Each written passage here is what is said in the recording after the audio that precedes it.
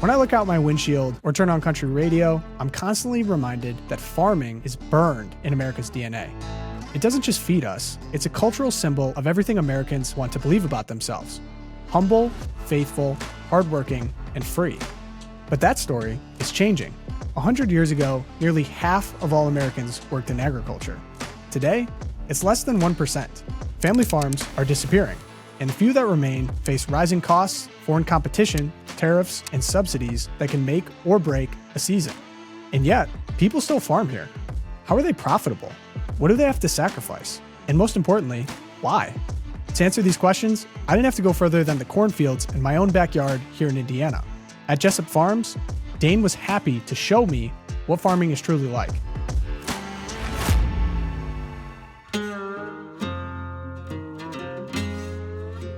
So how many acres do you have currently? I farm around 800 acres. 800. So right you said you had 80 yet. I started with 80. How long ago was that? That was 2016. You said you're a skip generation farmer, Yeah. so your dad and uncle, I think you said, Yep. just decided, I'm done with it. Your grandfather, I think it goes all the way back to 1912. 1918, my great-grandfather purchased this farm. My great-grandpa, my grandpa, they farmed. My dad and his brother, they just decided there was better ways to make a living. They kind of grew up during the 80s, which I don't know if you've ever heard about the 80s farm crisis. Dayne's dad and uncle giving up the farm life is not unique among their generation. In the late 1980s, the American heartland was brought to its knees by the farm crisis. After booming in the 1970s, when high grain prices and easy credit drove farmers to expand their land and borrow heavily, the bottom fell out.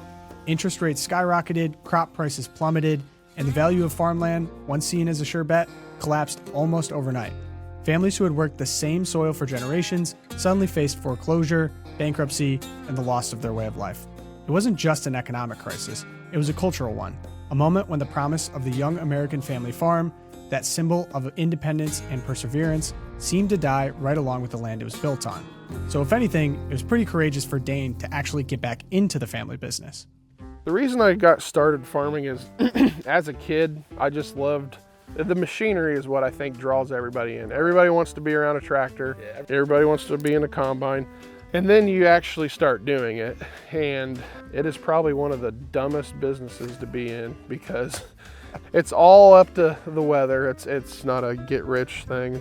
It's not a very good business, but it's about the best way of life, I think. Growing up around all this stuff, being out in nature every day, that's what kind of keeps you around.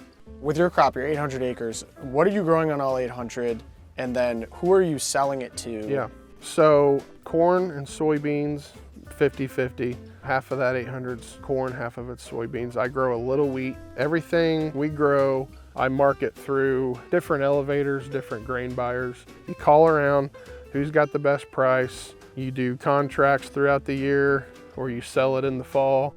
So I think I was looking up that ear of corn, that doesn't necessarily hit the dinner table. No, a lot of what I grow is number 2 yellow corn. That's what it's classified as. A large percent of it goes into animal feed. And then from there, we eat the animals. But a lot of what the corn is produced goes into animal feed or ethanol fuel. There's white corn, there's waxy corn, there's all kinds of different varieties. The white corn, a lot of that's like goes into your chips, tortilla chips and stuff. There's sweet corn, which is the corn you go buy at the store and eat. That's a whole different thing of corn. Like you don't let it get dried out, you go in and pick it at a certain moisture. Same with soybeans. That's number 2 yellow soybeans is what they're classified as. A lot of that goes into like biofuel. I mean, soybeans are in a lot of products. Before we got to the massive combines and tractors, we took a step back in time. Behind the fields, Dayne keeps a small collection of antique farm equipment. They're relics from a time when horsepower actually meant horses. A quiet reminder that before farming became modern, it was personal, built by hand, passed down, and never forgotten. I started off as like farm equipment and stuff, and I'm big into like Western. So it's kind of a cross between just antique farm equipment, just stuff from the good old days, you know. I'm telling you, man, you could sell some of this back to Cracker Barrel. Yeah. After they did the rebrand. Yeah. Well, that's what somebody told me they were doing that way before any of this hit the news, and I'm like, Oh, so you knew? Yeah. Okay. But I was trying to figure out how to get a hold of them because, like, what are they doing with all that stuff? Like, good point. Are they throwing it away? Are they warehousing it? Bring it on over here. But I'm out of space.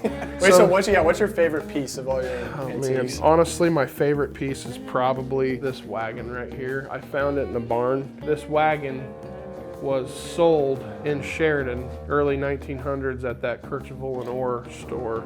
I'm a member of the local historical society. If my kids someday say, hey, we don't want this crap, we're gonna sell it, that's the one piece that will be donated to the town or to the museum or whatever. Today's equipment is faster, smarter, and more efficient, but it comes at a cost. Because in modern farming, the challenge isn't just growing crops, it's finding a way to finance it. And when I bought this, I got this for like 3.5% interest. I bought this spreader truck last summer. I think it's closer to 7% just because the difference in interest rates. This tractor here is like 2.1. I've had some chances to sell that and trade it, but I can't. Operating is what it costs to buy my seed, fertilizer, pay rents. That is what I operate off of. And that is about a $450,000 loan. So now I've got interest against $400,000. And what does interest look like on that? It's like 7.5% now. And when I first started, it was 1.5%. And it was nothing. The inflation's really kicked in. So inflation, we just talked about how guys are suicidal, feel so much pressure. You are directly affected. Yeah. On top of inflation and high interest rates, farmers have also had to adjust to unstable markets due to Trump's tariffs. It's everywhere, everyone's talking about it. I was curious to hear from an actual farmer what he had to say about it. So we just ticked off India, right? With the tariffs. India went to China, and now India and China, who I always thought were enemies, are now working together on trade deals because Trump put the tariffs on India. So now we just lost another grain buyer. So now beans may be trading for, let's just say it's not, but let's just say $10. Well, now they just dropped to just, say $9.75. So we just lost 25 cents per bushel on the board. Because there's less demand. There's less demand. Yeah, there's less demand. So that's how it kind of directly affects us. And it looks like the government's going to cut checks again to farmers just to try to keep them going. And none of us really want that. Like, we're going to take it. Like, we're not dumb. But that is not what any of us want. We don't want to be dependent on that. So that's why we're pushing to do something to let these markets rebound organically.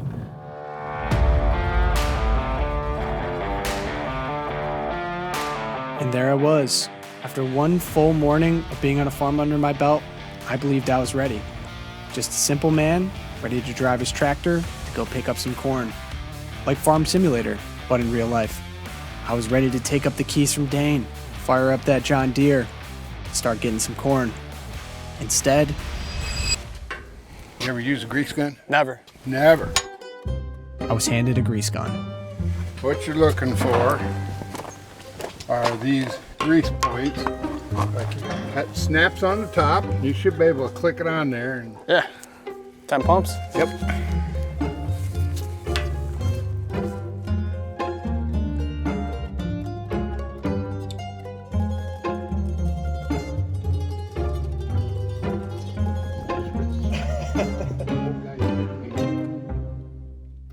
In a devastating logistical blunder, we had showed up about 3 weeks too early for harvest time. So, after a good morning on the farm, some hard work with the grease gun, wanted to take the boys out for lunch.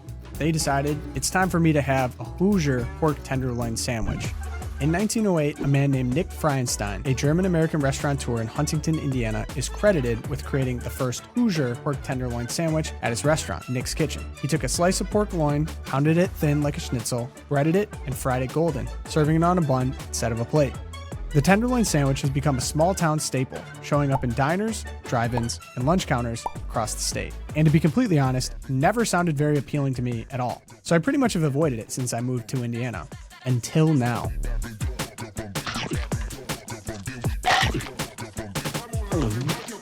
Yeah, this is no joke. This is really good. I've lived in Indiana for 5 years, never had one. You've never had one? No. Oh, My man. first time. Good. These are really good. Yeah, this is no joke. But that's what I'll tell people. Don't go to the fair to get a Tenderloin. You'll get one of those pressed ones. Okay. Yeah. You got to go to a place like this to get a real good one. Dayne texted me 3 weeks later and invited me out to do this farming thing for real. My only request is that my son could experience the same thing that he did many years ago and come out and join for harvest. When I sat down in the combine with my son and Dayne, I couldn't help but appreciate the look on both of their faces. My son's wide-eyed awe at such large machines, and Dayne's simple satisfaction of collecting his reward from months of hard work.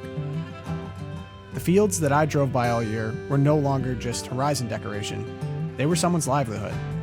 And although the technology may have changed, there is something very human about the connection to the land, the food that we eat, and the humility and trust required in this profession. No, it's more than a profession. It's a way of life. A way of life I'm grateful to have gotten a peek into. I made a local friend, the world feels a little bit smaller, and who knows, maybe my son will catch the ag bug one day. If I'm in the combine and the sun's setting, it's a beautiful night, I'm bringing in a crop that you put the seed in the ground and you spray it and you fertilize it and take care of it, but everything else is out of your hands. And that will bring you close to God about as much as anything else, I think.